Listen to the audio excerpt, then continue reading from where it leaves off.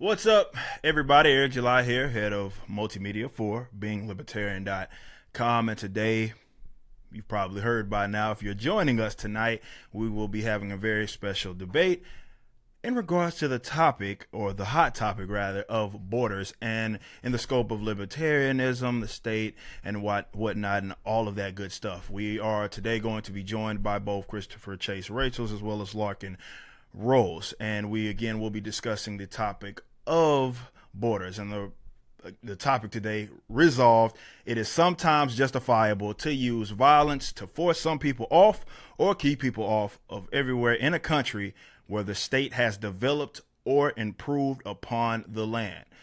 Chase will be taking the affirmative. Larkin will be taking the negative. Now, I do want to make sure everybody keeps in mind, just for the sake of, I guess, the scope of this rather conversation, is that both of our contestants generally agree when it comes to the end game, when it comes to the ideal standard, and we all, for the most part, would love for a free society, privatized society in which there's not a state that is regulating the border. And I just wanted to make sure that we threw that out there. But with the state, things don't seem to be always a black and a white issue, and that's what we will be discussing today in the scope of libertarianism and the state as it currently stands. Okay, what is the libertarian stance on the borders? Of course, we are joined today by Larken Rose. You do have 10 minutes with your opening statement, and you are taking the negative on this particular topic, so by all means, go ahead. The principle involved here is not complicated. Committing aggression is wrong. The only time force is morally justified if it's used defensively against actual aggressors. Force used against categories of people based on what you think some of them might do is always the excuse for statism, and it's always immoral. Now, most advocates of closed borders, and I realize Christopher isn't calling his position closed borders, most people who advocate that advocate something different than what we're arguing today. Most openly say they want taxpayer-funded enforcers of the state, keeping people outside of the arbitrary line made up by politicians, known as national borders. That's not the argument today, so I'm just going to address what he actually argues. He says he doesn't want taxes involved. He doesn't want government funding it. He doesn't even want government agents to be the ones enforcing it. Here is the resolution. You already heard it from Eric, but I'll repeat it again. It is sometimes justifiable to use violence to force some people off or keep some people off of everywhere in a country where the state has developed or improved upon the land, end quote. Christopher is saying that's the case. I'm saying that's not the case. Now, about that position, I'm going to prove 4 different points today. Number one, the issue of morality. There are basically 3 main excuses for this immoral position, and it is inherently immoral. One excuse is advocating evil because the world isn't perfect. Well, in a perfect world, we wouldn't need this, but because it's imperfect, I'm going to advocate this violent aggression. That's not an excuse. That doesn't make it moral. And when somebody says, well, what I really want is A, but because we don't have that, the next best thing is this immoral thing over here, that's still immoral, and that's still advocating immorality and injustice. And another way to say a very similar thing is, as long as that evil is happening over there, then I condone this evil over here. Like a lot of people who oppose open borders say, as long as there's a welfare state, we need to keep the borders closed. Now, I'm going to throw in a thing about the fact that closed borders is a euphemism. There's not just a door. Closed borders, again, I'm not saying Christopher is arguing for closed borders. He calls it anti-open borders. Closed borders is a euphemism for the use of violence to keep people from stepping across a line. Open borders just means not using that violence to stop people from crossing a line. Now, another excuse often used to pretend it's moral to use violence for this, people like to call me a purist as if that's an insult. If somebody has principles until they get scared, that's called not having principles. If you say, I believe in non-aggression, I believe in self-ownership, but this is a crisis, this is an emergency, blah, blah, blah, it means you don't believe in those things. You don't believe in the non-aggression principle. You don't believe in self-ownership. If you throw out exceptions as soon as you get scared, that's not a principle. That's just something you kind of hope is going to happen. But if, bad things happen, then that's out the window. Third excuse is the ends justify the means. If we don't do this, then a whole bunch of foreigners come in here and we have more statism.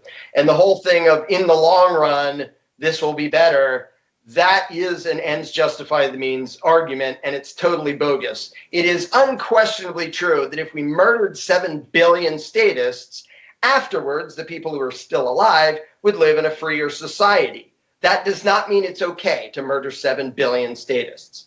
And committing aggression in the name of freedom is hypocritical and insane. Second thing I'm going to prove is that anything that is not open borders necessarily involves violence and is necessarily anti-libertarian. We're going to get into some of the issues about private property rights and the attempt to use the excuse of private property rights to justify these private borders, as some people call it. And we'll get into the specifics of why that automatically makes no sense. It relies on the notion of collectivized property, which, interestingly enough, is called communism. And people complain at me for being a communist for opposing that. But anyway, we'll get into the specifics of that. Half a continent isn't anybody's private property, and having or anti-open borders violates the private property rights of everyone inside who wants to trade or interact or invite people in or deal with people on the other side of that arbitrary line. 3, the position is necessarily statist. I understand that Christopher is saying he doesn't want government involved, but this is a lot like anarcho-communists when they say, we don't want a government, we just want a big thing that makes sure people have what they need and make sure everything, that's called a government. And when you have a class of people against whom you're saying force is justified, all these people who don't have permission to be here, 7 billion or so of them, it is impossible to implement that without a centralized authoritarian government. And calling it something different doesn't make it different. This position is necessarily violent. Violence is the default, and you have to prove your innocence by having a piece of paper shows the papers to show you have permission to be here. That is inherently statist regardless of what you call it. And it's not just statist against those dad-burn foreigners we're supposed to be scared of. It's statist against everybody, including you and me. Because if we need permission or we need proof that we're allowed to be here, that means we need a piece of paper too. And the default is we get to use violence against you unless you can prove that you have permission to be here. That is inherently collectivist. It is inherently authoritarian. It is inherently statist. Fourth thing I'm going to prove is that the position is intellectually dishonest. It is not the result of somebody looking at the evidence, looking at the situation, applying principles, and seeing where the conclusion leads to. It is the result of people starting with the conclusion they want to reach, which is we want an excuse to violently keep everybody else really far away from us, and then concocting a contorted rationalization to try to make that okay. And I'm going to demonstrate that through very simple questions that show this is not the result of principles. This is the result of arbitrary distinctions, not even bad principles. It's the result of making up arbitrary distinctions to make an excuse for widespread violence and statist authoritarianism disguised as libertarianism. In the closing of my opening, what I wish were the case, or what you wish was the case, the way you wish the world was, what you prefer, what you worry about, what you're scared of, even if you have good reason for it, for wishing for that or being scared of this, doesn't give you moral permission to initiate violence. It doesn't give you permission to be an aggressor. That is what it means to be a libertarian, to be a voluntarist, is that you understand no matter what you wish things were like, you own yourself and nobody else. You own your own property. You don't own half a continent. You don't own the world. Freedom results in some things happening that you don't particularly want and I don't particularly want. The moral position is to allow that unless and until there is an actual aggressor. And then, because people will say, well, what do you do about all these scary things? When there is an actual act of aggression, defend against it, however you want, individually, organized, whatever. Exercise the inherent right of self-defense. And some people have complained to me and said, you mean we have to wait until somebody's committing aggression before we can act? Yes, that is what it means to be a moral human being. You don't become an aggressor based on something that you think somebody might do. You don't become an aggressor and try to paint that as self-defense. It's not. Anything other than open borders, which just means not initiating violence against people stepping over that line, anything other than that is necessarily immoral, anti-libertarian, and statist. Awesome. Okay, now the floor is now yours, of course. Chase, you have 10 minutes to give your opening statements. Awesome. Thank you, Larken, for that very lively and impassioned introduction. So I just want to reiterate again that both Larken and I absolutely agree that the ideal solution to the issues here is the complete privatization of everything referred to as public property and the elimination of the state. Now, the crux of the debate, again, just to clarify, is on the question of whether or not what's mistakenly referred to as public property is in fact the private, albeit diffuse property of the people who's been extorted from to develop it, i.e. the taxpayers, net taxpayers, and other victims of the state's aggression. Or if it should be considered unowned. Now, Larken says it should be considered unowned. I say it should be considered the private, albeit diffuse property of the state's victims, and that they have superior claim to those who have never been aggressed against by the state in question or haven't been extorted funds to develop what they call public property. Now, unlike a lot of border proponents, I'm not talking about banning a demographic of people like Muslims or gays or whatever else. My class of people that I want to have restrictions on is not arbitrary. It is referring to people who don't have a claim to what's considered public property, aka non-owners. Now, the other thing that makes me different is that anyone the state has aggressed against, I believe, at least has some claim to what is mistakenly referred to as public property. Anyone, whether this is a victim of the domestic drug war or a victim of the foreign war and terror, they have some restitutive and private claim to what is mistakenly referred to as public property.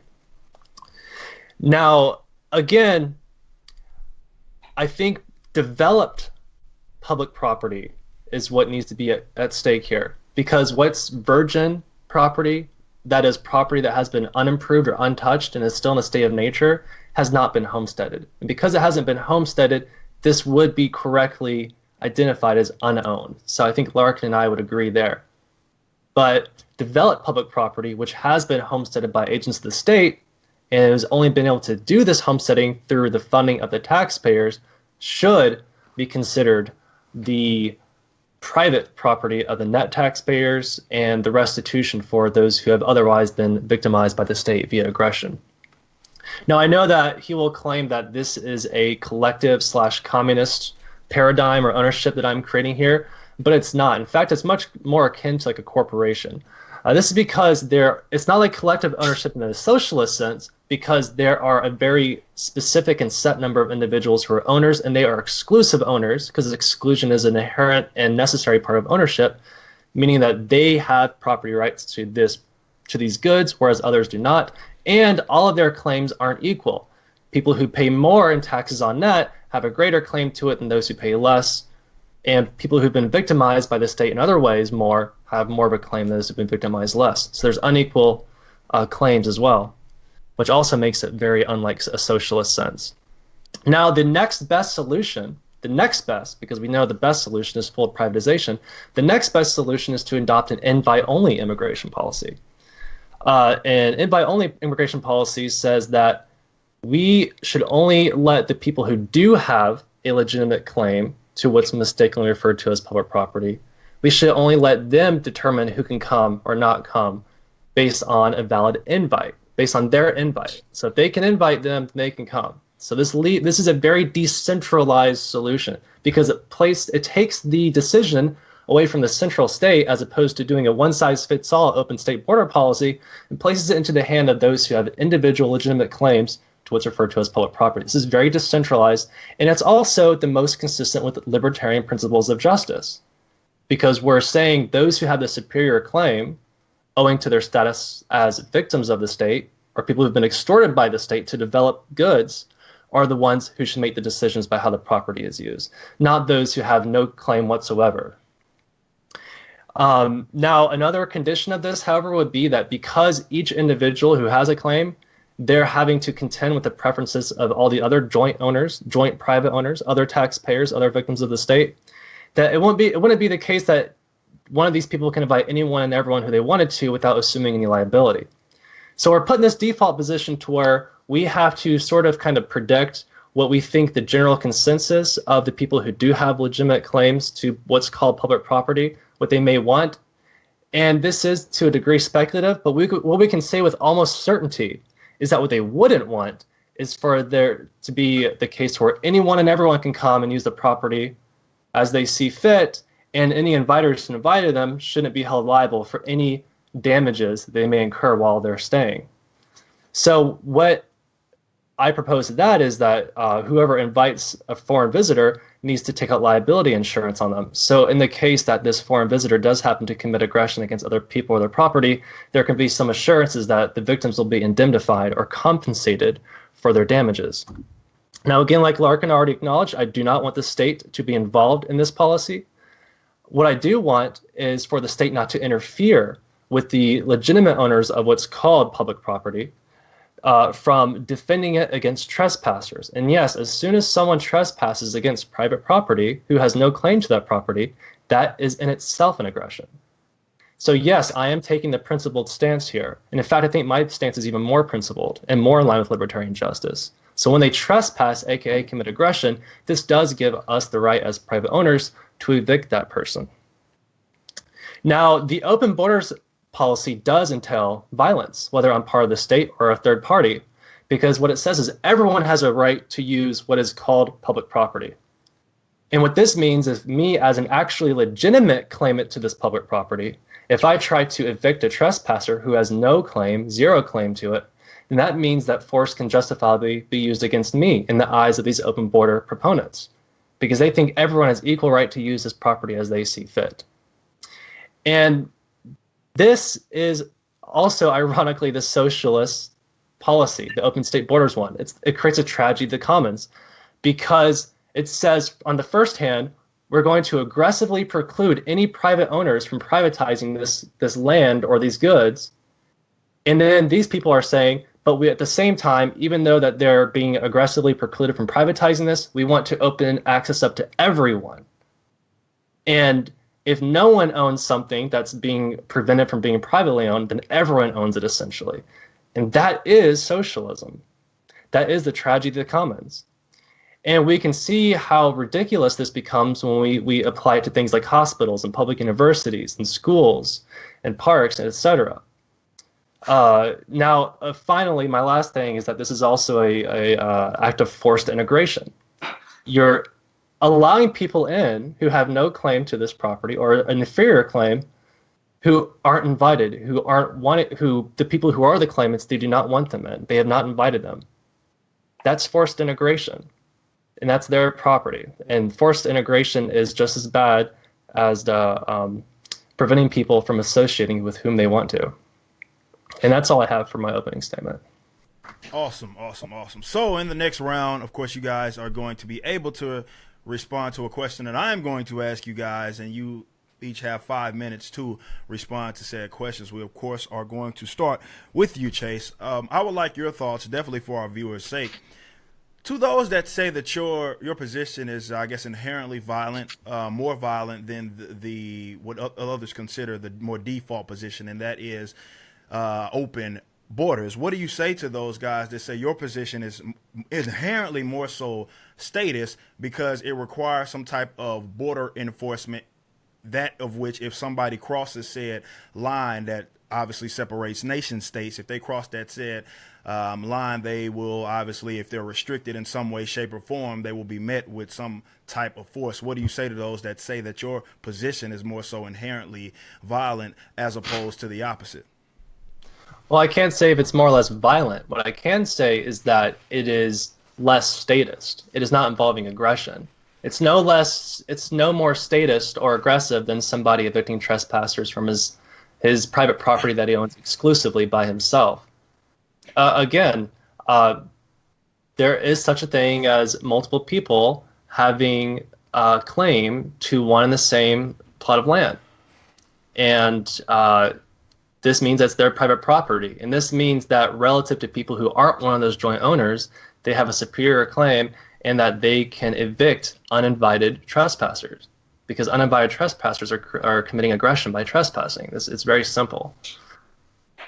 Awesome. Well, that was very, very quick. To you, Larken, I wanted to kind of ask the same question, but on the opposite side, because those will, and you and I have kind of talked about this, or you've maybe seen the comments about it, regarding the whole open border policy, in which the government border policy, and Chase kind of mentioned that in his opening statement, in which they essentially monopolize the border to allow free access. So regardless of which position it is, be it closed or quote unquote open, and so as long as the government controls it, the prevention of privatization is still there. So there are those that will say your position is inherently communist or socialist because of that. What do you have to say to those? It's a massively intellectually dishonest thing to say. Mm-hmm. To say that not pointing a gun at somebody when they step over a line equals forced integration is absolutely false. It is a blatant falsehood. To say that using government force to redistribute wealth, that's force. But to say that not using force is violence, and to say that using force is somehow more libertarian, it makes no sense. And when you talk about the government doesn't let us evict them. First of all, later on we'll get into why this notion of we all somehow collectively, but not really collectively, own all the public land, that is inherently bogus and it's inherently communistic.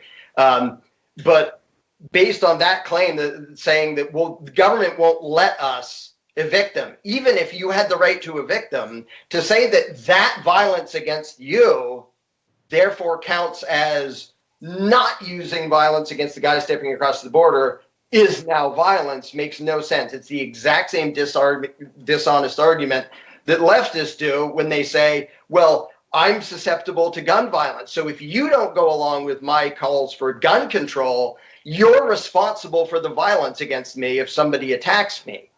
Because, hey, if the end result of not using this state violence is that I get victimized, then that lack of violence counts as violence. That's irrational and it's dishonest.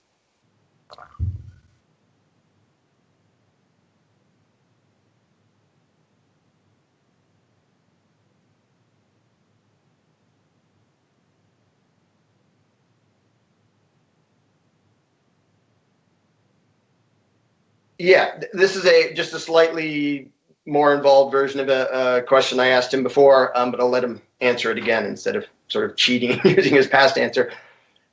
Exactly what violence, in the context of what we're talking about, exactly what violence specifically do you think is justified, and against whom specifically? Violence is justified against people who commit aggression. Aggression can include acts of trespass, in which maybe the person who trespassed maybe didn't physically hurt the person there, or maybe didn't actually vandalize some property, but the act of trespass in itself is considered an invasion and a violation of property rights, which is an aggression. So violence is justified to use against all aggressors, whether they're mere trespassers or thieves or people who commit rape and assault. Which violence? Trespass. I think you can use as much violence against someone as it takes to evict them from your property, or as it takes to stop them from issuing violence against your person or your other goods. Evict them from what property? Excuse me? Evict them from what property? That's what I was asking for specifics. From your private property. We're not talking about private property. Well, that's the whole crux of the debate here, is I view what is falsely labeled public property as, in fact, the private, albeit diffuse property of those who have been extorted by the state through taxes or otherwise victimized by the state through other forms of aggression. And that because they have had this experience with the state, that they have a greater restitutive private claim to what's mistakenly referred to as public property than those who have paid no taxes to the state and who have otherwise not been aggressed at against at all by the state in question. Okay, but you're only including developed land, so it isn't a matter of That's right. them from the nation. Like if they walk 20 feet off the road, the public road, into the woods where it's undeveloped, Yeah. can you evict them any farther than that, or is that? Yeah, I mean, that's not your property anymore, so they're not on it. So Okay. it's unowned. So that's fine. Yeah. As long as they're not on your property anymore, that's fine. You evict them away from your property. Awesome. Well, 5 minutes was just about to wrap up anyway. Now it is your turn, Chase. Of course, if you have a question for Larken, he has 5 minutes, of course, to respond. Yes, I think the question is pretty predictable. Larken, why don't net taxpayers and other victims of state aggression have a superior claim to developed so-called public property than those who were never taxed or otherwise aggressed against by the state in question? The question assumes a lot, because the superior claim, if somebody steals my money, they owe me that money. I agree with that. However, it isn't just my money sitting somewhere on a table. It's, for example, a road somewhere that I didn't ask to be built. I had no involvement in the decision. I was robbed, as most of us were for a lot of our lives, to fund the thing. The question isn't about the superior claim is just sort of a nice euphemism for having an excuse to use violence to not let somebody else use it. And so it's another one of those terms that isn't getting to the specifics of what you're actually condoning. And when you talk about the several 100 million people having a superior claim, and this is the first time I heard you say like different people having different amounts of claims. So if somebody else paid $3 more than me in taxes, do they get to tell me to get off the road? It doesn't. The fact that the amount that somebody robbed me doesn't justify my use of violence to kick somebody off of property that I didn't homestead, that I had nothing to do with that planning. Nobody homesteaded it. Government built a big ass road through it with stolen property, and to use violence to keep people off of that is immoral. It's an immoral act of aggression. And to pretend that that's private property makes no sense, because there isn't such thing as several 100 million people privately own something that none of them has a specific say in how it's used. And I will demonstrate that by saying this. I hereby give everyone in the world permission to use the interstates that I was robbed to help pay for. There, did we fix it? No, if you were listening to my opening, you would see that the inviters would also have to assume some sort of liability insurance for the invited. And I don't think you can afford the insurance premiums for 700 million people, so I don't think that would be an authentic invitation. However, as far as homesteading is concerned, homesteading only requires the physical transformation of previously unowned goods, things that are in the state of nature. The state has done this, but as you and I agree, it is not the legitimate owner. But there is an owner, and the owner is those who had to provide taxes in order to actually enable this homesteading. And not just those who provide taxes, but net taxpayers. And also people who are owed restitution because they're otherwise victimized by the state. Now, yes, I agree. Ideally, the restitution would include whatever it was that was stolen from them, plus maybe some extra for their inconvenience and violation in the interim. However, the state doesn't have all the money that stole from us. What it does have are lots of assets. So barring the perfect restitution, which might be the money that was actually stolen plus interest, it would be better to give people some restitution than nothing. And you're going to be able to provide much more restitution to many more victims by assigning people claims to actual what's called public property or state assets. That's a much closer approximation to what's libertarian justice than saying, no, I think everyone and anyone should be able to use these goods regardless of any link to the state, regardless if they were victimized by the state or had to give taxes to the state. They should have equal access and right to these goods as people who were victimized. Awesome. 5 minutes just completed. Now we're going to move into the next more so lightning round, in which we're going to be doing a lot of back and forth, but all in all, you're going to have 5 minutes to respond to whether it be your contestants or your opponents' statements. But I would like to pop it off with a question, and I want to start with Larken, and then we'll kind of go from there. Is it your position, and if you could, definitely, because I see the comments, kind of going wild right now about this topic. Do you feel as if it is, and please do correct us and everybody that's involved if this is correct, do you feel as if nobody has, I guess, a higher claim on the property that, obviously we're talking about the border right now, you feel as if nobody, whether it be taxpayers, non-taxpayers, nobody has a higher claim to that said property that was seized, monopolized, that we call, again, a border? I think the term higher claim is inherently inaccurate and dishonest. Ownership means an exclusive claim, which he mentioned before. There's kind of an inherent problem with that when you're talking about hundreds of millions of people supposedly owning something. This notion of collective ownership, my ownership, I just gave people permission to use it. He then artificially set up a condition of his own that I didn't agree to, that I have to buy insurance for liability if anybody on the road does something bad. That is a complete fabrication out of the blue. I mean, if I invite somebody to my house for lunch and they punch somebody, I'm not the one liable. I'm not the one who committed aggression. So he made that up. And the reason he made that up is because without that, all you need is one person like me saying, I invite everybody onto the roads that I help pay for against my will. And saying it's restitution to give me some say in that makes no sense. In what way is it restitution for me? I got robbed of a bunch of money, but don't worry, now I get to point a gun at somebody and say, don't step on that road. That is not restitution. That is imaginary permission to initiate violence against somebody else. And so there's either a claim or there's not a claim. There's no such thing as a higher claim, is what you're saying.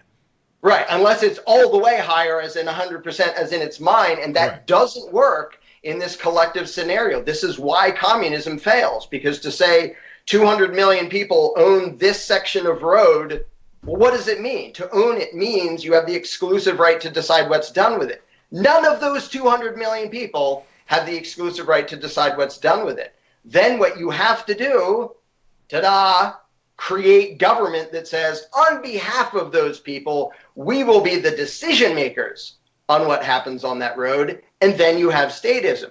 But there isn't such thing as collective ownership. And the whole notion of communism and everybody owns everything, the inherent logical flaw in that is absolutely applicable in this situation. We can't all own a piece of the road. None of us have the right to decide what's done with it. I can't go set up a tent on it. He would agree, the government would agree, everybody else, you don't get to put up a tent in the middle of the interstate and block the rest of it because it's not mine. And it's not anybody else's because the people who built it with stolen property. So this collective notion of ownership is an immediate logical fail.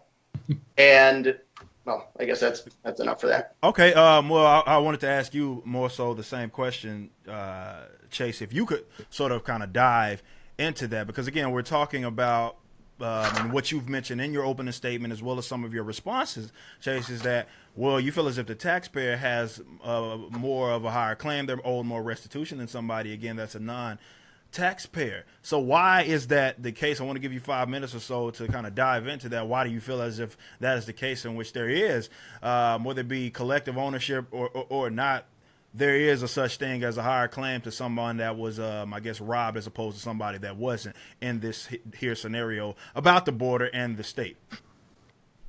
Yeah, first, I think either Larken is purposely equivocating or he's unaware of the difference between exclusive and singular ownership. Just because more than one person owns something, like in a partnership at a firm, doesn't mean that it's not exclusively owned. When something is exclusively owned, this simply means that the owners have the right to exclude people from using whatever is owned, and the people they have the right to exclude are the non-owners. It could be 5 owners or 10 owners or 100 owners. But with respect to all the people in the world who are not owners, it is exclusive. So I am talking about exclusive property here. And it's not collective property, again, in the sense of the socialism, because there are a set number of individuals who have a claim to this property. And again, they have differing weights depending on how much they've contributed to it and how much they've been victimized by the state. In fact, the collective ownership mentality is the open borders thing. Because to take this principle home, to drive it to its conclusion, doesn't just apply to borders and traveling. It also applies to all public property, hospitals, universities, etc. If Larken's going to take the position that no one has a superior claim to these resources, that everyone should be able to access them freely and indiscriminately, then there's no reason why someone shouldn't rightfully be able to set up a crack den in a hospital room, or an alternative healing center, alternatively, or maybe set up a hot dog stand in the middle of a classroom. It doesn't make any sense. We know this intuitively. And I agree that one person doesn't get to decide how the jointly owned private property is handled. But how we do know what's decided? What we need to do is approximate as much as we can what the majority of the shareholders would want.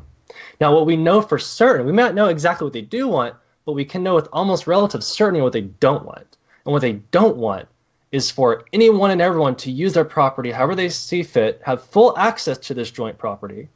Because again, tragedy of the commons dictates that will completely deplete it of all its value, exploit it of all of its value and its usefulness. They don't want that. And for people who do invite others over, they're not going to want the person to be able to invite unlimited amount of people to what's joint property without having any liability whatsoever for the people they invite. We can know that for certain. So what we can't say for certain is exactly what they do want, but we can say that's what they don't want. And a closer approximation to what Larken is suggesting is clearly that they do take on some liability for whoever is invited, and that not just anyone and everyone gets to use this jointly owned property. It has to be by invite. And by invite, that is a very decentralized method of solving this issue. That's not the one-size-fits-all open state border solution. That's a very decentralized. It brings it down to the individual who has a claim to this property. And he makes the invite, and he gets the insurance. And that's about as individualized and decentralized as it can get, short of privatizing the state and eliminating the state completely. Privatizing public property and eliminating the state completely, I should say. Awesome. Okay. Well, you have, of course, 5 minutes if you wanted to respond to Chase's comments, Larken. Yeah, it was sort of funny that at the end he claimed that that's the decentralized way after advocating essentially authoritarian democracy by saying the majority gets to decide. Because whenever a number of people co-own something, there has to be a mechanism for deciding, well, what happens to it if we disagree with is there shareholders, is there some arrangement in a corporation, you can own stock, but somebody is making the decisions and you can sell your stock and do that. So you just basically gave a collectivist authoritarian mechanism for deciding, which is the majority gets to decide. That is government, and it's democracy, and it's collectivist. Because if I don't get to decide, so in other words, if I'm in the minority, I immediately have zero say in what is done with that. None at all, because whoops, I got outvoted. Therefore, the individual rights of everybody in the minority just got thrown out the window, including the private property rights. I want to invite somebody from Mexico or something onto my property, but sorry, the majority says and backs it up with violence that they don't get to come up here on the roads built by government that also stops anybody else from building roads.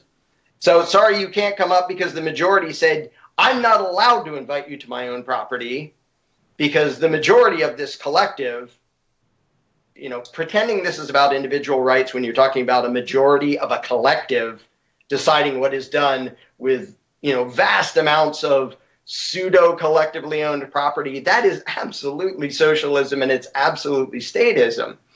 Now I've lost track. Are we in the thing where we can ask each other questions? Or? Absolutely. Again, but you're going to have 5 minutes to. Are you done with that? Let me respond. Okay, go ahead, Chase. Let me respond really quickly.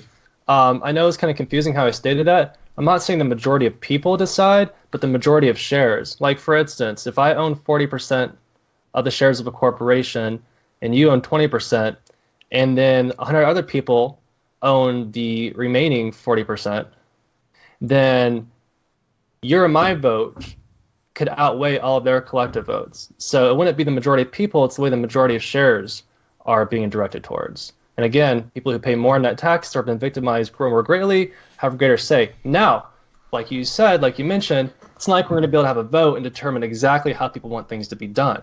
So what we need to do is approximate as best we can and treat this illegitimate public property in a manner that we can best approximate will be the will of the majority of shares.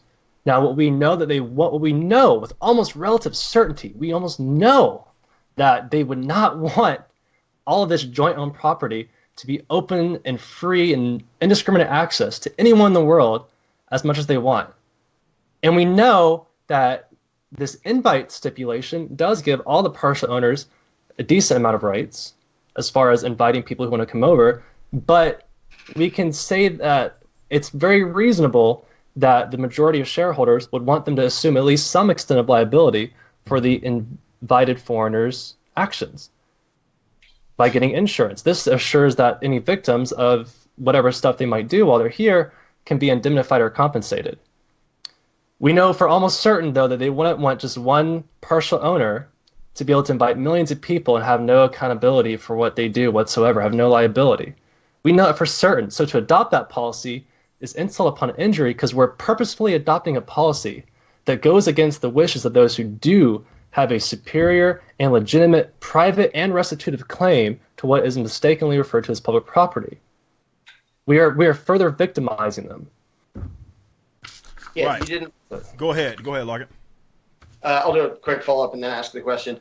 You didn't actually fix it because the majority of this big group instead of that big group, it's still democracy. And to say we're approximating what we think most people want means we are forcing our will on the minority.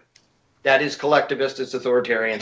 And it is government. When you have a centralized decision-making body that's going to decide how all this public stuff is going to be used, of course, not the way everybody wants it used because that's impossible, you have centralization, you have authoritarianism.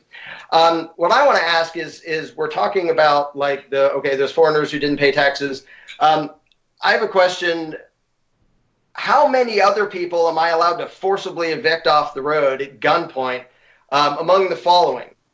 People who happen to get more checks from or more payments or benefits from the government than they paid into it, or people who have managed to not be robbed by the state, anarchists who managed to not be robbed by the state. Are you saying everybody, yourself, myself, has the right to forcibly chase them off the road because they avoided being robbed by the state?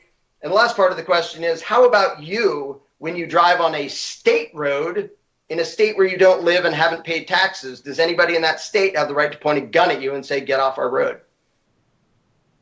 Okay, well, first part of the question is, if someone doesn't pay taxes, can someone who does evict them? No, because again, I said not just net taxpayers, but also victims of aggression.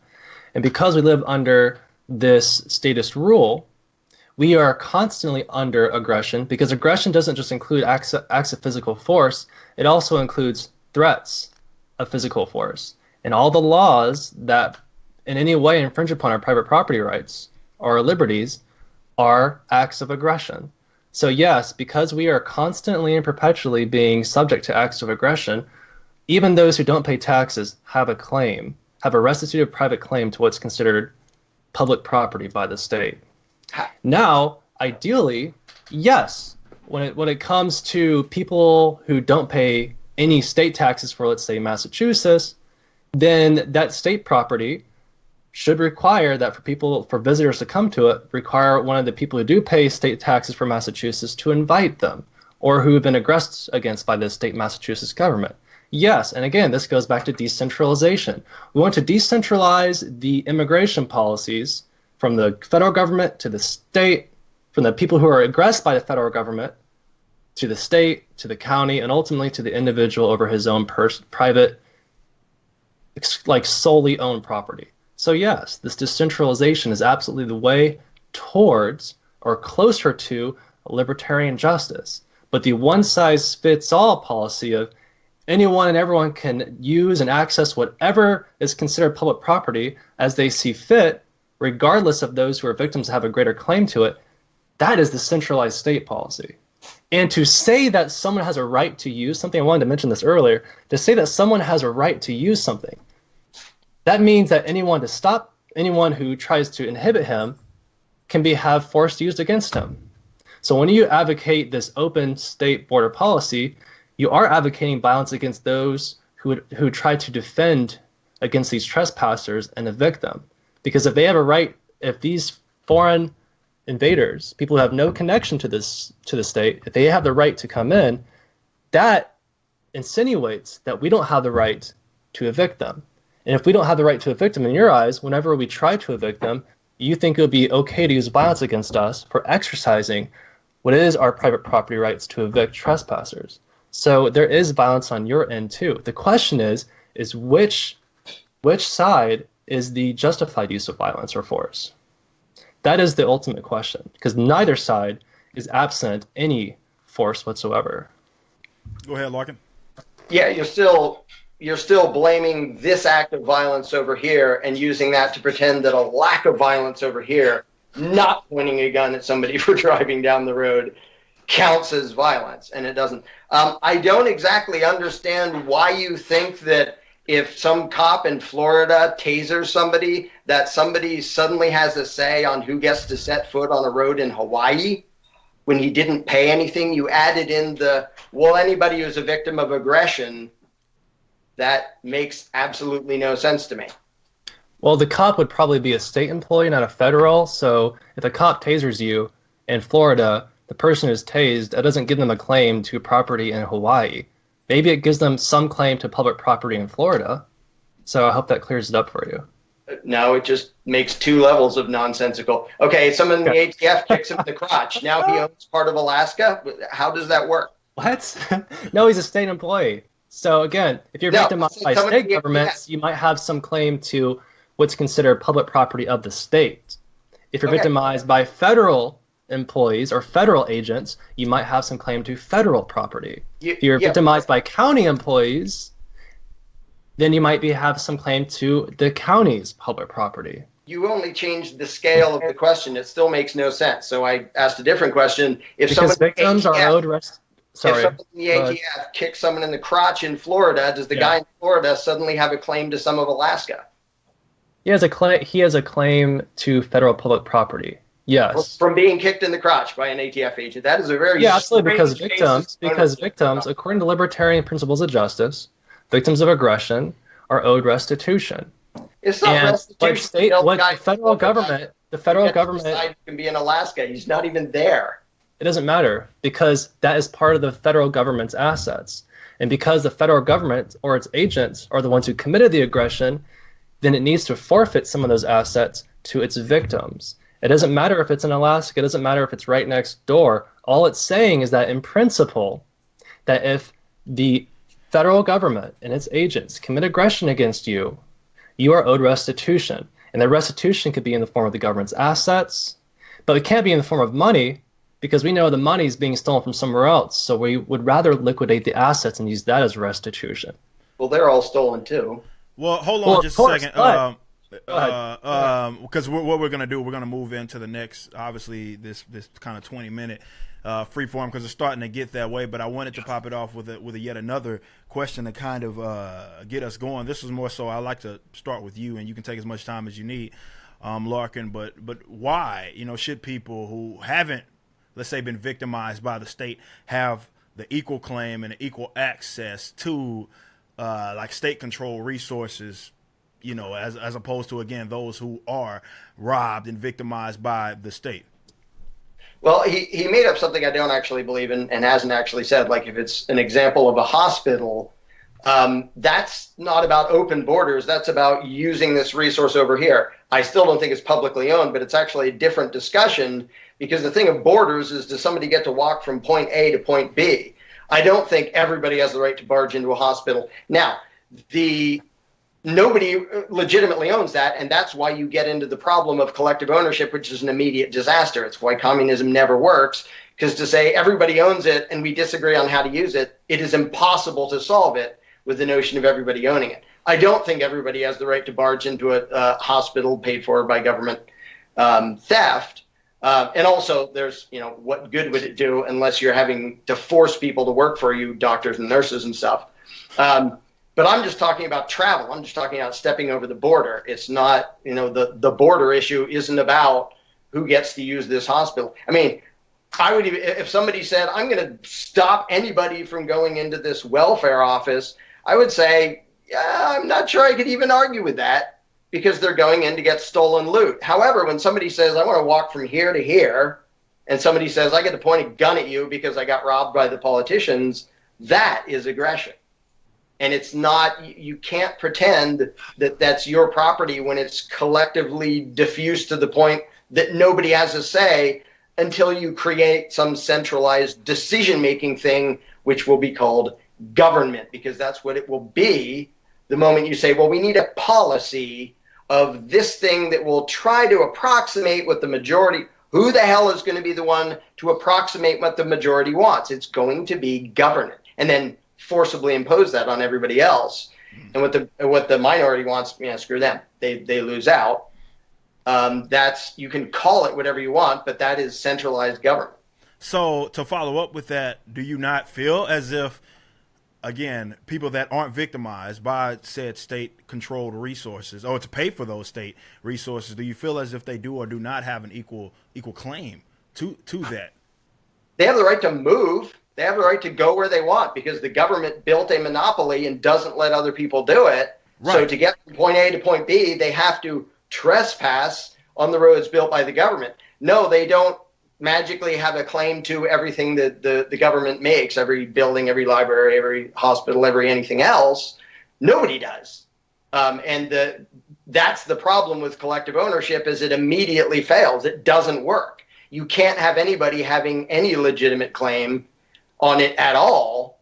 And so it doesn't work for the reason communism doesn't work. There's no such thing as everybody owns a thing. There's going to be deciders who decide what gets done with it, and they're the real owners, because that's what it means to have the exclusive right to decide what's done with it. Right. But as far as the borders issue, that's just a matter of movement. Mm-hmm. Is you don't get to go from here to here because government robbed me to build a road. That is an act of aggression. To forcibly stop someone, like, I didn't ask you to build this road. I'm just trying to get from here to here, and I can't any other way. Right. Now, it is interesting that he accepts that, like, if we implemented his policy, I would be perfectly happy with it, because what would happen is immediately there would be a network of roads that aren't government. Of course, government isn't going to allow that. But okay, if I can't go down this road, I'll step off to the side, walk through the woods a little bit, and then somebody will pick me up in their car. Of course, that isn't even about borders. Like, the border he's talking about defending goes like this. It's not the outline of the country. It's this random collection of different levels of government-created roads and buildings and this and that, the other thing. So he's not even anti-open borders. He's anti-setting foot on property that was improved by government. Which makes it sort of confusing, but okay, absolutely. And I'm gonna let you kind of answer that, but I wanted to kind of follow up with a similar question to kind of give you a reminder, Chase, because you've obviously been taking the opposite side, which is that they maybe don't. Let's use like the U.S. border between Mexico. Maybe people that are in Mexico don't have an equal claim to, let's say, state-controlled resources in Texas.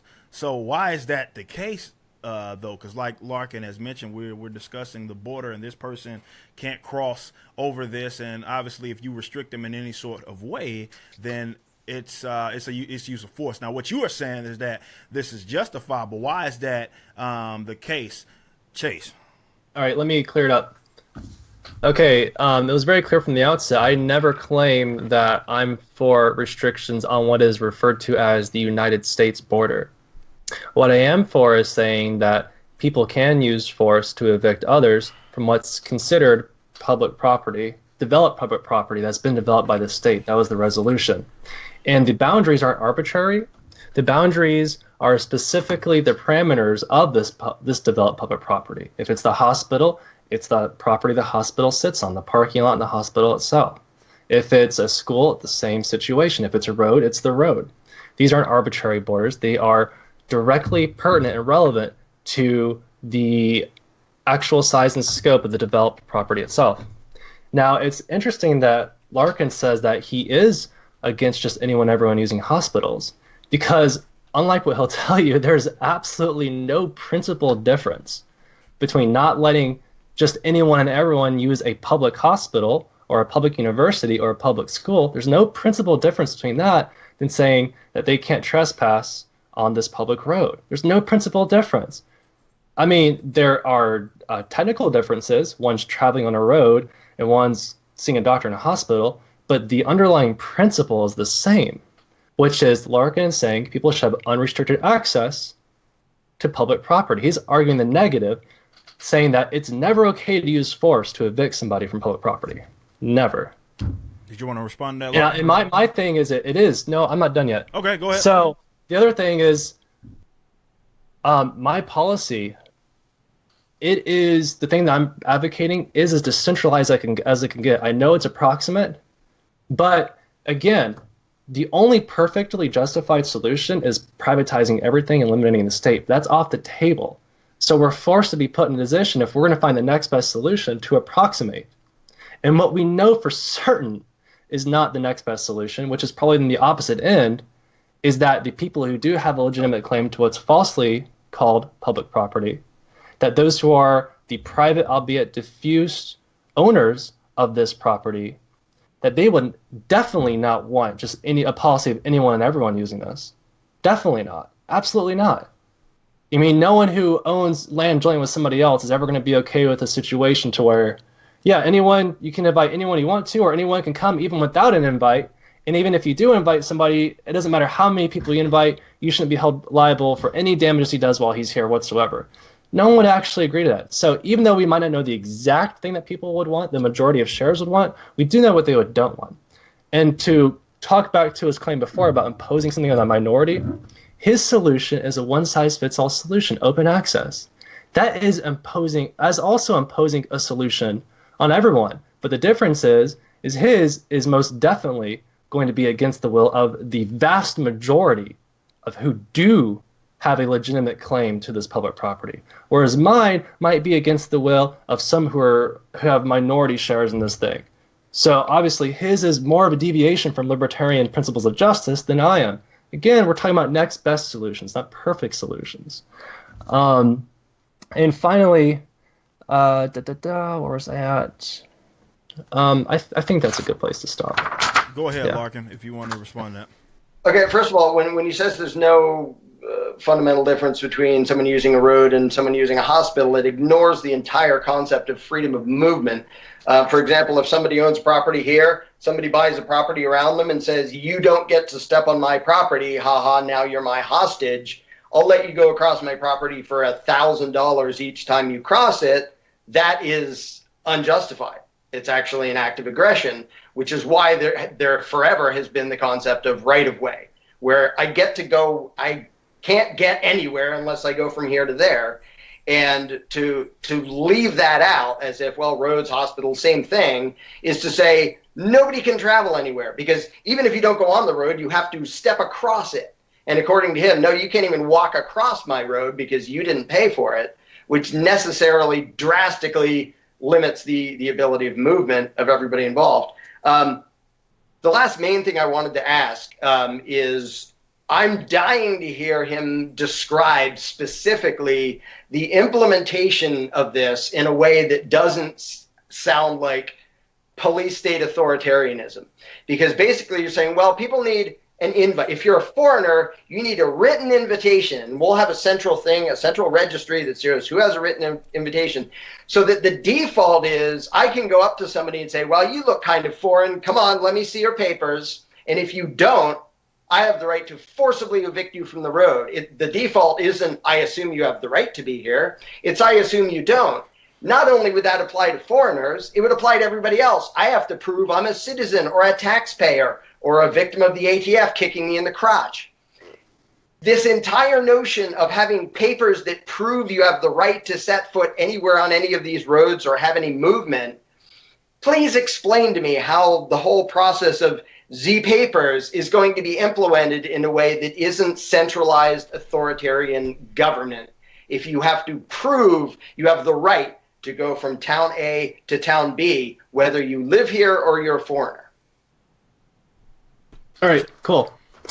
Well, first of all, I'm sure that none of us would disagree that if you're a member of a country club, let's say, that it would be outside of the realm of it would be outside their property rights to say, okay, if you want to be a member of this country club, then we're going to have to be able to verify that you are actually a member if we're not sure. You know, maybe that's inconvenient. Maybe that's, maybe you might view that as some sort of invasion of privacy. But that's perfectly in line with their private property rights. And a country club, again, is something that there's many members to. So the same thing that can apply to public property. Now, I don't have to sit here and list off all the technical details for how it would function. If I could do that, I wouldn't be a capitalist or a free market anarchist. I'd be a statist because I'd be centrally planning. Just like I don't have to prove how the cotton will be picked if we stop enslaving people and making them do it. What I can say, however, is that in principle, that only those who are private property owners have the right to use what they own, and those who are not the private property owners do not have the right to use it without the owner's consent. They also don't have the right to trespass. And going back to your hospital thing, the point of contention for debate was, is it ever justified to use force to keep someone out or to kick someone out or to keep someone out of public property? And you're arguing the negative. So that would also include hospitals. Public hospitals are public property. And I'm saying, yes, it can be justified to kick someone out. And you're saying yes, too. So you're contradicting yourself. The whole thing about easements and rights of way is a distraction. And that's not even about what the resolution is about here. But yes, you're talking about encirclement. And yes, easements do need to be considered in rights of way. But that's irrelevant, because not everyone in the world has an easement on these public roads. Who may have an easement are people like us who've been using them, but not people who've never been here, never used our roads, never paid taxes, never been victimized by the state in question. So even according to your easements and rights of way stipulation, that still wouldn't apply to what we're talking about. Uninvited foreigners who have not been aggressed against by the state nor paid any taxes. So on all counts, you're either contradicting yourself or you're pulling up distractions that have nothing to do with the central theme of debate. Go ahead, Larken, if you wanted to respond. To say easements are irrelevant is sort of bizarre, since the entire conversation is, can people cross over and move around? And you completely dodged the question about what is the implementation of this. Basically, you advocate centralized authoritarianism, say, well, I'm not going to decide the specifics. You advocate, and you wrote this in your article, that people have to have a piece of paper showing that they have a formal invitation to be here. Presumably, that would require the people who live here to have a different piece of paper to say, I live here. And to say, well, I don't know about the specifics, you're still advocating centralized control and violence by default. I get to use violence against you unless you can prove to me that you have permission to be here. Oops, I forgot my piece of paper. Sorry, you get violence used against you. That is not libertarian. That is not voluntarist. That is not moral. And you can't describe a system in which this is enforced at all, which is why you totally ran away from the specifics, without describing a centralized police state where anybody at any time can ask anybody to show their piece of paper proving they have the right to be here. And your analogy to the country club shows the centralization and the authoritarianism in your mind. This is not a country club. I was born here. I didn't choose to come here. I didn't choose to join a club. I didn't choose to get robbed by the state, unlike paying dues to a country club. That analogy is very illustrative of the way you think about things, which is this is giantly collectively owned, because a country club is privately owned by the people at the top who make the decisions. You view this country as all the property of the decision makers at the top, and if you don't have your piece of paper proving you have the right to be here, then violence against you is okay. There is no way to implement the policy you're talking about without it being completely fascist and violent. All right, Go cool. ahead, Chase. So, yes, I know that you didn't actually choose to live here, but you're still beholden to the terms of use that are dictated by who are the actual private property owners. And I am one. the majority of shares of this property ownership to what's referred to as public property says that we want to institute a policy to where you need to carry around a piece of paper, or maybe you can memorize a number, or maybe a cell phone, or whatever it is. Again, I don't know the details in advance. But if they say the condition of using this joint property and the majority of shares says these conditions need to be met, then you need to do that, because again, we're libertarians. We believe in private property rights, and private property owners, to own something means to dictate, have the right to dictate under what terms it is to be used by non-owners. Okay, and even in this case, if there's many owners, then the will of the majority shares of ownership overrides the will of the minority shares of ownership. And the only alternative to that is to say that the minority of those who have claims has to override the majority's will. Or in your situation, it's even worse, because what you're saying is that not only does the minority of the property owners override the majority of the shares, but even those who have 0 shares, their will even overrides the majority of the shares of ownership into this private, this public, mistakenly known as public property, but this privately diffused yet owned property. So you're saying that people with no shares whatsoever should override the preferences of those who actually do have a claim. And again, we're not talking about perfect solutions. I know that. We're talking about next best. And yours is almost the furthest thing from next best as it can possibly get. And finally, I didn't say necessarily that anyone at any time could check someone. Maybe this would be delegated to actual organizations who have oversight, like maybe a Minuteman Project or something else. I don't know. It would make sense, though, that they wouldn't want just anyone and everyone to have policing powers over this privately owned areas. They want to delegate to organizations who specialize in these areas, are used to dealing with these foreseeable confrontations and complications, and are able to handle them in a peaceful and efficient manner. That's all I have to say on that. Okay. I wanted to, because we went from talking specifically about the borders, we started mentioning hospitals and stuff like that. But I wanted to, because we want, you kind of mentioned this, Larken, as well. You touched on this a little bit as well, Chase. But all of us here kind of come from that more so anarcho kind of capitalist line of thinking. So considering that, and I know a great Rothbard kind of quote talking about all of this, and I want you guys to chime in on this, is that it doesn't, if everything was privatized, let's say an anarcho-capitalist model, there's no such thing as, let's say, free access, because everything is privatized. Even if it's loosely regulated, that private property owner still has to invite said individual to use it for that person to rightly, or that group of individuals to rightly be on it. Therefore, it would seem as if movement, that word kept getting used around, and it was used in the comments, this idea of free movement doesn't exist, because it was really at the consent of the property owner, as far as your right to migrate, let's say, onto somebody else's private property. So you guys are both taking both the negative and the affirmative, and I'll start with you on this, Chase. So why is it your position actually seems to mimic that model the most, justly making it more or less libertarian? Yeah, I just want to reiterate something Larken said before. This debate, the central theme of the resolution, was never about freedom of movement specifically. It was always about whether or not it's ever justified to keep someone off of what's called public property mistakenly by force.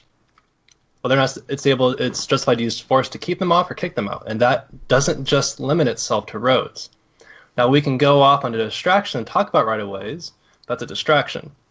It's about, in general, in principle, can we justifiably use force to evict people from public property? And my position is yes, if those people have no claim to the public property because they were in no way aggressed against by the state or had to pay state taxes, and that the people who can justifiably use this are the people who do have the claim, who were aggressed against or had to pay the state taxes and that. Now, like you were saying, in a privatized society, everyone knows that there wouldn't be freedom of movement. In fact, freedom of movement isn't even a right. No, it's not an independent right, I should say. No rights exist independent of private property rights, because how you move is dependent upon whoever owns the respective land you're moving on. If it's unknown, you can move as much as you want, but unknown land isn't going to exist very long because someone's going to homestead it, right? So this idea that somehow having unrestricted access to public resources, even roads, even to those who have no easement claim or right-of-way claim whatsoever, because they never lived there, so I don't know why he would even bring that up. Even on those situations, it makes no sense to say, therefore, the next best solution, the best approximation to libertarian justice, is to let everyone have free, uninterrupted access to all these public goods. This is socialist. This encourages a tragedy of the commons. It is so very clearly almost the opposite of what we can approximate these people would want. And yes, doing what we know almost for certain is against the wishes, is fully against these people's wishes, is worse than doing things which are at least a closer approximation. Again, this is a matter of what's closer in degree to libertarian principles of justice, not what is absolutely a libertarian justice, because again, we agree on the absolute perfect solution. We're talking about the next best solution. Okay, go ahead, Larken. And I wanted to kind of just touch on that because, again, kind of what I was asking you, and I'm asking you now, obviously, Larken, about this whole idea of movement, which seems to be why the default is more so definitely amongst maybe the libertarian community, is that, well, access should be, I guess, free and unlimited when, in terms of public property. So considering the anarcho-capitalist model, which we generally would adopt, there's really nothing that would mimic this idea. It's also nothing that will mimic this idea of just everything will be completely closed off. So why is that the default? And take that into consideration when you answer, I guess, some of Chase's comments, if you will, Larken. Actually, society has done that forever and will do that forever. Even though I don't at all buy the notion that being born here makes me beholden to the violently imposed approximation of what the majority wants upon me, he's also drastically wrong about that. Most people want to be able to go places without having to ask permission. And I would ask, given what he just said, if there's a rich person who lives here, do you think it's morally justified to buy the property around him and say, you can't cross without giving me $10,000? Everybody, every society in history has understood the concept of we need to be able to move. Yes, we own our own properties, we own our own houses and stuff, and there are different ways to fund and maintain the roads, whether it's just a dirt path or something else. But the idea that, oh no, it won't be like that at all, you're going to need permission from every single person, no society ever does that or ever will. Because do you think any store owner says, well, the first thing I want definitely is for no customers to be able to get here unless they get permission from everybody every step of the way? No, we make common thoroughfares, whether it's walking or building a road or something else, because we do understand the freedom of movement, and that without that, you die. If somebody builds around your property and says, you don't get to cross my property, you starve to death. And people understand that basic thing of the freedom of movement and having, common pathways, whether it's, like I said, whether it's actually a path or a road. So to say everything will be privately owned and you'll have to get the permission of every single person, that isn't how it's ever worked. Well, hold on. Because again, I asked a question. I just wanted to make sure, and maybe I asked it wrongly. That wasn't what I was assuming. What I was saying is that, again, on the anarcho-capitalist model, when we're talking about everything being privatized, it still is not a free and equal access everybody has to it. Now, I'm not saying that means that everybody will automatically close off their property. Obviously exists differently, whether my house is not the same. It doesn't operate the same as maybe a Walmart where their doors are open 24/7, and me, I don't want anybody on my property. What I was saying is, as far as the anarcho-capitalist model, and what I wanted you guys both to answer. I mean, if we assume that everything would be privatized, there is no such thing that exists as far as you having an equal access to anybody's private property. If everything again is privatized, I wasn't assuming, and maybe I worded that wrong, and I wasn't asking you to even defend that, Chase. And I wasn't asking you to defend it being wide open either, Larkin. I wasn't assuming that everything would be wide open or closed. I was saying is that it's still going to be at the consent and the rules of the private property owner. So what would make whether your position on this be the negative or the affirmative? How does that closely mimic what I guess in our current paradigm with the state monopolizing the border via be open or close it? How does that has that closer to that more so anarcho-capitalist model? All right, can I respond? So I never ever argued against the legitimacy of easements or right-of-ways. And in fact, easements are a category of property rights. And to take his encirclement example, if someone bought up land around his house and it was previously unowned, then the person who's in the house would have already developed an easement because he's been traveling back and forth of his house. So the encircler would have to respect his right of way. If instead, however, the property around his house was owned by someone else before he moved in, and this guy just sold it to somebody else who's an asshole and not letting him cross, well, people aren't going to buy a piece of property that's surrounded by other property completely without having some contractual assurances and easements written to the contract. Say, if I buy this property, I also want to purchase an easement right off of you to be able to access this property. So this situation he brings up is totally unrealistic and would never really actually occur in a real society. And I've never talked about how the majority should forcefully impose their will on him just because of the majority. No, what I have talked about, however, is that property owners have the right to dictate the use of their property and how others who are not property owners should use it. And in this case, if he's a minority, if it's him and 10 other people which own the property, and let's just assume for simplicity's sake, they all have equal shares of it, and 9 of them say, hey, if we're going to be here, since there's so many of us, okay, let's say it's 100. There's so many of us, we're going to have to reserve the right to have this private agency, they're like security guards, check our membership every now and then if they suspect we're not members. That's perfectly legitimate, even if one of the equal co-owners disagrees. And unfortunately, right now, we're not able to divest our shares and ownership for the state. That would be the perfect solution. We can sell our shares, but we can't now. We have to be owners, joint owners of this public property. So again, the closest approximation to libertarian justice is to try and treat it in a way that's most consistent with how the majority of shares would have it be treated. And we may not know what's exactly the closest, but we know what's almost the furthest, and that is exactly what Larken is proposing the furthest, which is that anyone and everyone can access what is the private property of other victims of the state. They can access it no matter if they're not victims, no matter if they're not taxpayers, so they can access it and use it as they see fit. And again, I just want to hammer this point at home again one more time.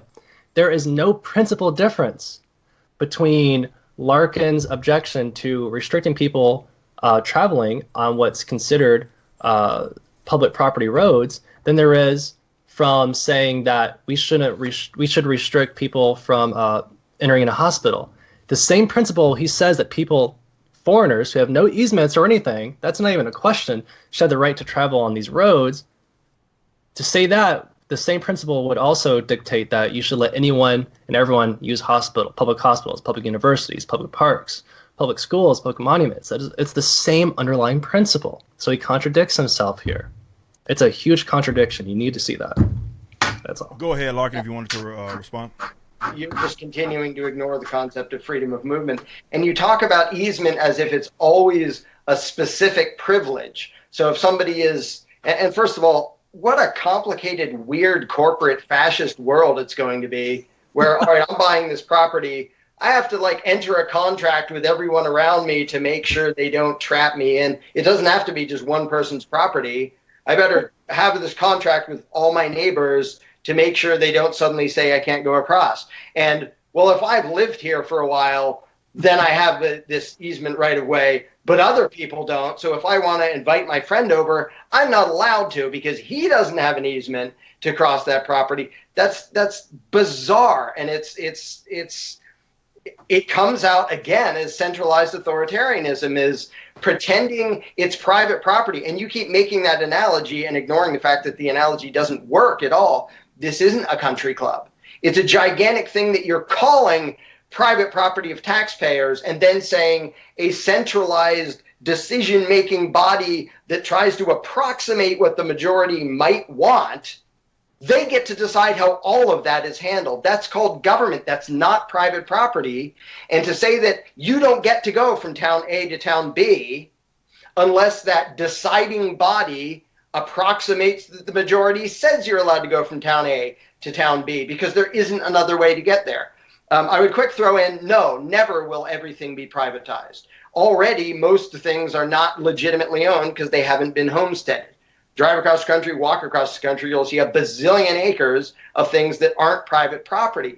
And when people make paths, and again, this has been true forever, they make paths to be able to have everybody go from one place to another. It's not, well, I made this path, and here's the list of people that I officially gave an easement to, so you can go from town A to town B. That is never how it's worked. It's never going to be how it works. So that, and again, trying to pretend that the only way you can get from here to here counts as private property as a result of politicians robbing somebody over there without their consent, to compare that to a country club when none of it was voluntary. None of it was organized. I didn't have any say. And to now give me a say in pointing a gun at somebody to say, you don't get to drive down I-95, that doesn't give me restitution. It doesn't fix anything. It just gives a central committee control over this collectively owned, which doesn't work, collectively owned property.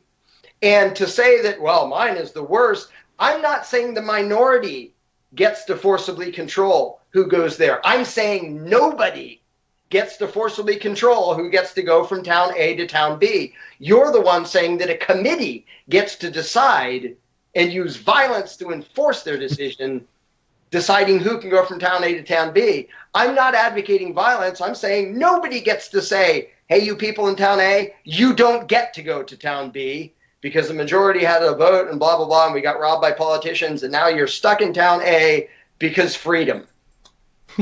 Go ahead, Okay, Chase. That's interesting, because to say that nobody gets to determine who can enter this public piece of public property or that public property, that no one gets to determine that, or who can travel on this public road or not, to say that is a dictum. It's saying that, hey, my policy is no one can restrict anyone's use of this road. And to say that everyone has a right to use that road, the flip side of that, what that entails, is that we can use force against those who try to inhibit others' use of that road. And when we look at this as people who have been taxed and extorted by the state as victims of the state, who, again, have a restitutive and private claim to what's mistakenly called public property, and people who've otherwise been victimized by the state, they have a better claim.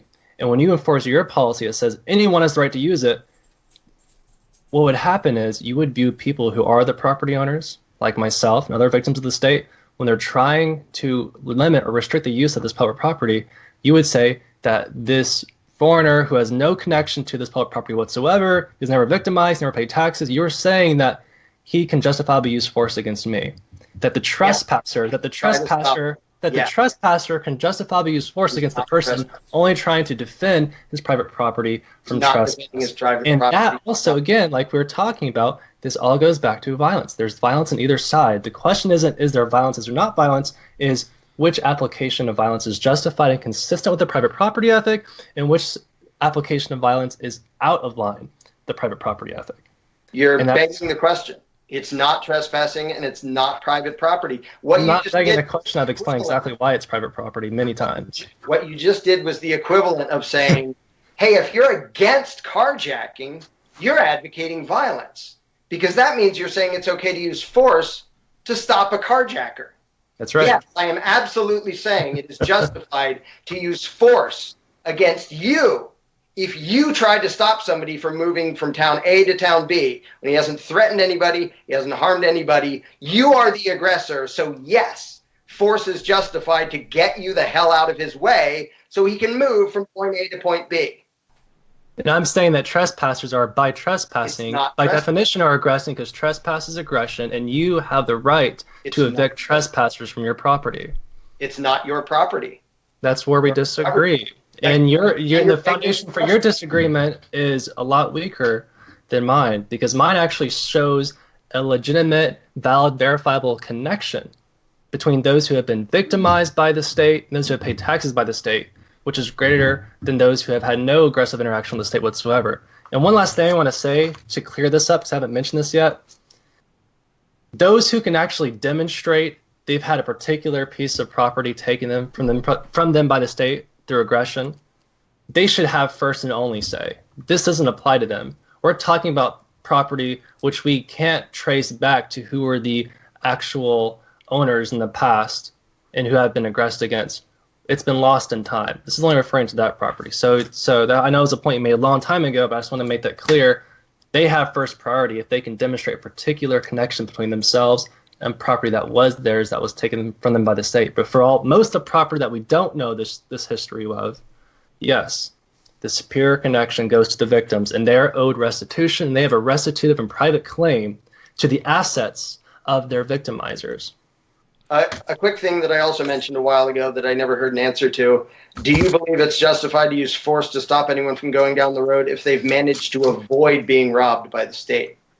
They live here, they were born here, but they've avoided. I did answer this already, and because they've always lived with aggression by the state, that also gives them the claim. Because, again, they're victims. And even just the threat of force is considered aggression. Again, aggression is defined by the uninvited initiation of physical interference with the persons or property of others or threats thereof. And all laws we live under are threats of force against us, even that violate our private property rights. So because they are victims of aggression, they also have a claim to these so-called public property, even if they haven't paid taxes, because they're still victims of aggression. And that's included in my stipulations. The moment anybody sets foot in this country, they're a victim of the threat of aggression.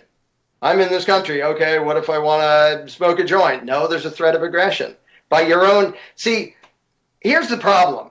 You are trying to create a distinction that doesn't make any sense. You are trying to keep out foreigners while pretending it isn't about cultures and nationality and where somebody was born, but the distinctions completely fall apart. Because the moment somebody steps across that line and buys a gallon of gas, they pay taxes. Are they good now? Can they go anywhere they want in the country? Well, I'm glad you brought that up. First of all, and I wrote this in my article too, I don't think that visitors who've been invited should be subject to any taxes whatsoever because they're not giving any legitimate claim to the actual public property that's there. However, if they are, for some reason, paying taxes, they, unlike us, they chose to come here. They're taking action to come here of their own volition. And they're only being invited, and this would probably be consistent with what the majority of shareholders would want, they're only being invited under the condition that their status as mere visitor remain intact. And any sort of taxes they might pay would just kind of amount to maybe like a visitor's fee of sorts. And so because, again, they're choosing to come here, they are subject to the conditions of the people who already have a superior claim. And that would likely be a condition because they wouldn't want just some guy who pays a couple dollars in taxes on gas tax to have a legitimate claim to which jointly the property of other victims who are not there by choice, who haven't come there by choice, who are extorted by the state and otherwise victimized by it. Again, I know this isn't perfect, but again, this is a closer approximation to the libertarian principles of justice than saying anyone and everyone can use what is this public property, which is really owed to the victims of the state. Anyone, everyone can use it as they see fit, and that is the conclusion of the principle you're using. Because again, I know you're about to answer. I know you're about to answer that question, Larken. But I wanted to ask because I want both of you guys to actually answer this. How do you feel as if your position, whether you took the negative or the affirmative, will obviously start with Larken. How do you feel as if that works towards, I guess, getting towards a freer society, which ideally the land that the state has monopolized is privatized or able to be legitimately, claimed? The ends don't justify the means, so I'm not going to say that allowing people movement. For example, if a whole bunch of socialists moved into my property and bought property from my neighbors who willingly sold to them, A, I wouldn't like it. B, it would probably result in less freedom for me. And C, I still don't have the right to violently interfere with those transactions. So the idea that the overall good or the overall goal justifies temporary violence is always the excuse for statism, and it's immoral. Whether or not freedom gets a little bit more or a little bit less or anything in between, That, I mean, you can debate that as a factual thing, but it doesn't matter to the principle of the thing to say we're going to condone violent aggression because in the end we think it'll reduce violent aggression. Like I said, if you're going to accept that ends justify the means rationale, then you might as well say, let's murder 7 billion statists. Yeah, it's not very nice. Yeah, it's an act of aggression now. But hey, in the long run, it'll be a freer society. It's still freaking evil. And whenever you condone centralized authoritarian violence or just violent aggression at all in the name of reducing violent aggression, you're a hypocrite. So to me, it doesn't even matter if it goes up or down a little bit. I'm not going to be an aggressor. And people, oh, you're a purist and blah, blah, blah, blah, blah. Yeah, I'm not one of the people violently attacking others and saying it's for the common good. And if you are, and arguing against other people who say, well, I think it's for the common good to steal your money to give to the poor. Well, I think it's for the common good to do this. You have no grounds to argue against them. You've already accepted the notion that some common good justifies temporary injustice and violence, and it doesn't. Go ahead, All right. Yeah, so tragically, me and Larken hold the same principles, NAP, private property ethic, etc. However, I think Larken maybe is unfamiliar with the fact that you can't really divorce principles from practicality. They're one and the same. If a principle is totally impractical, it's probably not a good principle. And fortunately, I have a more correct interpretation of the NAP and private property. I have a more refined understanding of how it's applied, especially in legal situations where there's restitution involved, especially when it's owed by the state. And fortunately for me, I can stick true to my principles, not endorse aggression, and achieve a practical outcome that gets us a lot closer towards our ideal stateless society. I don't have to choose between one or the other. I can have both. And that's what the message that all ANCAPs should hear, is that we can have both. We don't have to choose between one or the other. Saying that victims of the state, when we don't know who the public property was originally taken from, we don't know the chain of title, but we do know the state has a lot of assets and it has aggressed against a lot of people, saying that the people who are aggressed against have a claim to that public property, and it's really considered their private property, their joint private property. That is the thing that's in line with the libertarian principles of justice, what's in line with the NAP, what's in line with private property. What Larken is suggesting is something due to an unrefined understanding of the application of these principles, and unfortunately the conclusion he draws is something much more akin to socialism. He's saying, even while the state is forcibly precluding the privatization of these public resources, I think that allowing them to have open, unfettered access by anyone is the next best solution. And that's actually the worst, most socialist solution you can possibly think of. That's going to deny all the true victims of the state the restitution they're owed when time comes to pay. Their joint property will be worthless because they'll be depleted and exploited by all those who did not have a legitimate claim to it, who are not the property owners. And it is those who have zero claim having their preferences extolled above and beyond those who have a claim at all and a greater claim. Awesome. I'm going to give you one more time to respond, Larken, and then we're going to move into our closing statements. Okay. Says the guy who advocates demanding people's papers to prove to a centralized authority that they have the permission of the majority approximating deciding who can move where. You keep piling layer upon layer of excuses. So the guy who comes in here and buys a bunch of gas and pays taxes, well, that's just sort of a fee to us. When we pay it, now we're part owners of everything. And there are so many different scenarios that show that the rationality is fabricated and fake and intellectually dishonest. Okay, so now somebody walks across the line into the woods and builds a cabin. Now he's a landowner here, according to you. Now, how much does he have to get robbed before he's suddenly part of this weird collective that you pretend isn't a collective, that owns public property that you pretend is private? There are a million real-life actual scenarios that make the principles completely fall apart. Because no, you're not abiding by the non-aggression principle at all. When the default is, prove you have the right to be here, Mr. Random Person. Prove to the Politburo that you have their permission to be on this road. It is not at all libertarian. It is not at all pro-freedom. But we can go to closing. Awesome.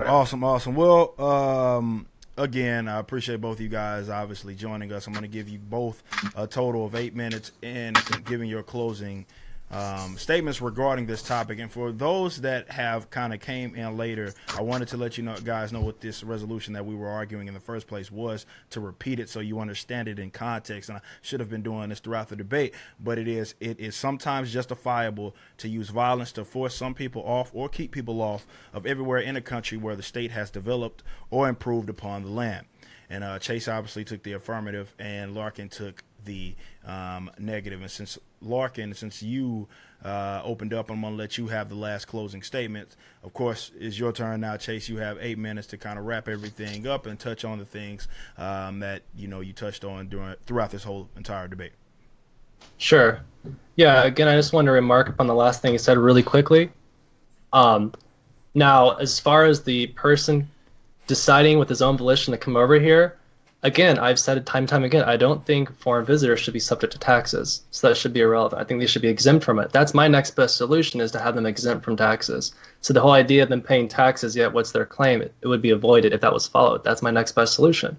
But again, even if that weren't followed, if he's coming over here, then he's coming over here and he needs to abide by the conditions set by those who were previously acknowledged to be the superior claimants to the property, those who actually own the majority of share in the property. And what we can predict, this isn't a priori true, but we can likely predict is that the majority of shares who own this current joint property would not want people who just are visiting, who just pay a few dollars in gas tax, to have a claim to this joint property themselves. And again, that's why it would amount to visitors' fees. Again, we're all talking about what is the way we can treat the so-called public property in the way that is most in line with the wishes of those who have the legitimate claim. That's what it's all about, trying to treat stuff as close as we can to the libertarian principles of justice, which dictate that we respect the wishes and the will of the private property owners. Now, my closing statements, again, we both agree privatizing everything is the best way. That's the perfect way. That's the easiest way to comprehend. We want to eliminate the state. However, we need to ask ourselves this question. Do we really believe that people who were never aggressed against by the state, who never paid taxes toward the state, which funded its public property, its developed public property, do we really believe they should have equal access as people who did? And do we really want to say that if we do answer the affirmative, then it's justified for us to use force against those who do have the superior claim, who try to exercise the defense of their property by evicting trespassers? Again, trespass is an aggression. No matter how much you want to deny it, trespass is an aggression. And I agree with Larken. Violence can only justifiably be used in response to aggression, and trespass is an aggression. Okay? My view, I don't have to sacrifice principles. My view is the most in line with libertarianism and private property. I'm realizing that the assets of the state are just as valid restitution as anything else. The state doesn't have enough money to pay back everyone's damages, whether they were physical damages or stolen theft. So we have to take what's available. If we're going to approximate justice as closely as possible, we need to use what's available. And what's available to the state beyond money are its assets that's developed. And yes, those should be divvied out amongst the victims. And until it can be divvied out amongst the victims, they should have the say over how it's used and the terms of its use. And again, my suggestion is the most decentralized, because I do want there to be an invite-only policy, that any individual person who has a claim can invite over a foreign visitor. I'm not talking about forced exclusion here. They can invite them over. What Larken's talking about is the most centralized. It's funny, he talks about a central committee. His is the most centralized because it's a one-size-fits-all indiscriminate solution that applies to everyone despite and in the face of their victim status. He doesn't see them as any different than people who are not victimized. They don't deserve any more special recognition. So I don't want the state to enforce this. I want it to be private individuals. My position is I just want the state not to interfere. I don't want the state to interfere with people enforcing their property rights and defending them from trespassers, and I don't want any third parties to interfere with that. I think private property should be sacrosanct, and that being sacrosanct means you can defend it from invaders. And I don't want anyone to try to inhibit this sort of defense. This is an exercise of property rights. What Larken is talking about, again, if he's saying that privatization, he understands that privatization of what's considered public property is being precluded aggressively by the state. The state doesn't let us privatize what's considered public property. He knows that. So to go from that knowledge and then to say, thus we should look at it as unknown and everyone should be able to use it. Well, if no one owns something, that's the very same thing as everyone owning something.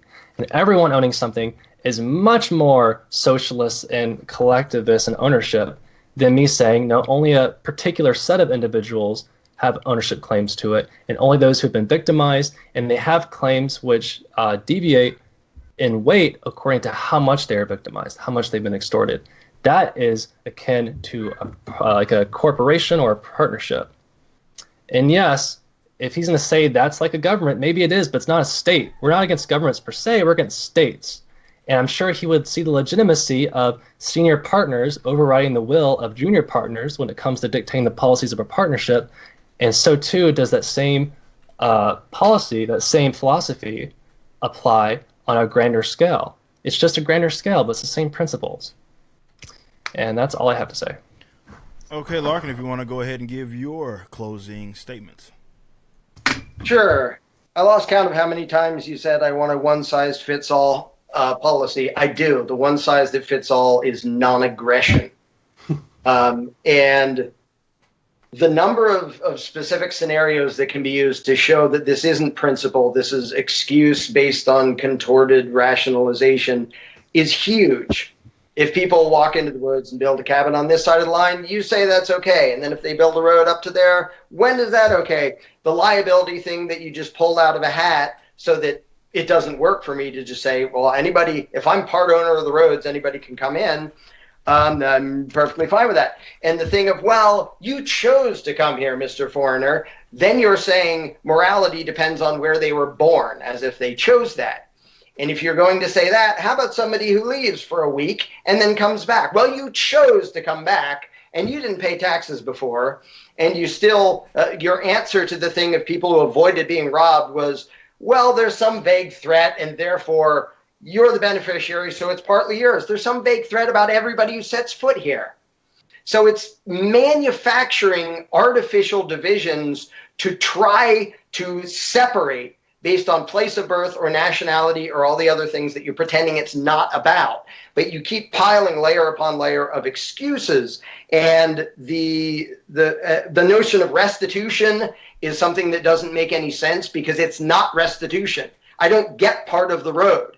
My restitution, according to you, is I get to threaten somebody for stepping foot on the road. That's not restitution. That doesn't pay me back. Restitution is just another excuse for the aggression that you condone because you want to keep lots of people really far away from you. And instead of just admitting that, you pretend that it's in line with the non-aggression principle. And the implementation of this would just be ridiculous, which is why you didn't get into specifics. For example, the guy in Florida who gets kicked in the crotch by the ATF agent, what does his piece of paper look like? Well, reason that I have claim to some of Alaska is a guy from the ATF kicked me in the balls. Really? How does that get implemented? The answer is it doesn't.